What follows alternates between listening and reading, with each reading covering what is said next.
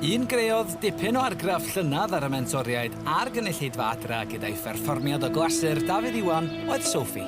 Ond fi'n ganwyd yn ein fab I fy rieni ac mi glywais dweud bod bawb yn blant I Dduw.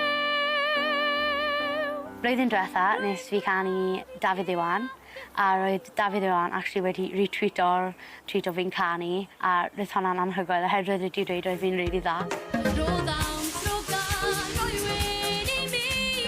Roedd Eurovision wedi gwella hyder fi llawer oherwydd roedd fi ddim wedi mynd mewn I unrhyw cystadleuaeth o hwnna o'r blaen a roedd fi wedi dysgu llawer o bethau sydd wedi gwella fy llais a hyder mewn perfformio ei hun ddim jyst y canu a dros y blwyddyn rwy wedi bod yn ffocysu ar hynny. Fi a bamp yn ffrindiau gorau. Fi'n gwneud popeth gyda fe. I have to make this one count now, so. A mae bamp wastad yn rhoi 3 pwynt I fi, sef confidence, courage and determination. A rwy'n trio cofio y 3 pwynt ni pan wrth I fi perfformio. Tro yma, fi'n mynd I gofio I joio'r experience mwy na stres amdano fe, oherwydd fi'n caru canu. Dwi jyst mor falch bod chdi wedi dod nôl. Diolch. Diolch. Beth wyt ti am ganu ni heddi? Fi'n mynd I canu Remedy gan Adele. Fantastic. No river is too wide or too deep for me to swim to you. Come whenever, I'll be the shelter that won't let the rain come through.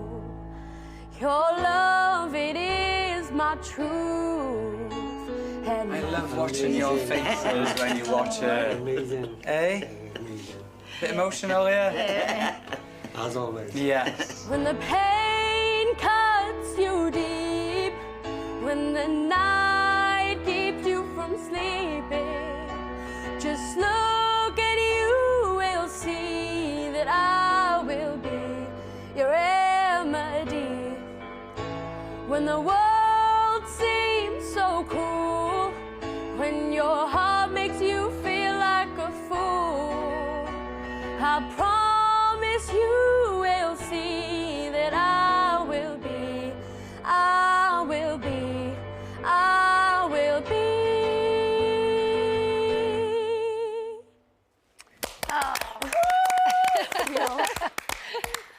Ti'n berson mor ddim-hongar, ti jyst yn sefyll na. Ti jyst yn sefyll na, ti'n modd, a mae hwnna'n ddigon, dy ti? Just watch a tuning occasionally, ond mae Tara wedi cael foment. Ti'n creu awyrgylch lle mae'n teimlo fel mae bob dim yn mynd I fod yn oce. Ti wedi dall bywyd? Ie. A mae hwnna'n rhywbeth dylai chdi fod yn brawd iawn ohono fo. Diolch. Diolch, nes I rili joio hwnna. Dwi'n mor falch bod ti wedi dod yn ôl. Sut oedd hwnna I ti, Lenny?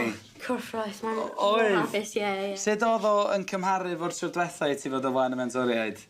Just yr un peth, roedd yn just yr awyrgylch mor hapus a just roedd yn mor cwrffroes. Mae'n rhywbeth positif, hapus iawn oedd o gwmpas di, bob tro, Sophie. Pan dwi'n edrych yn y ti'n neud I fi wenu, ti'n gwneud I bawb arall dynnu, felly...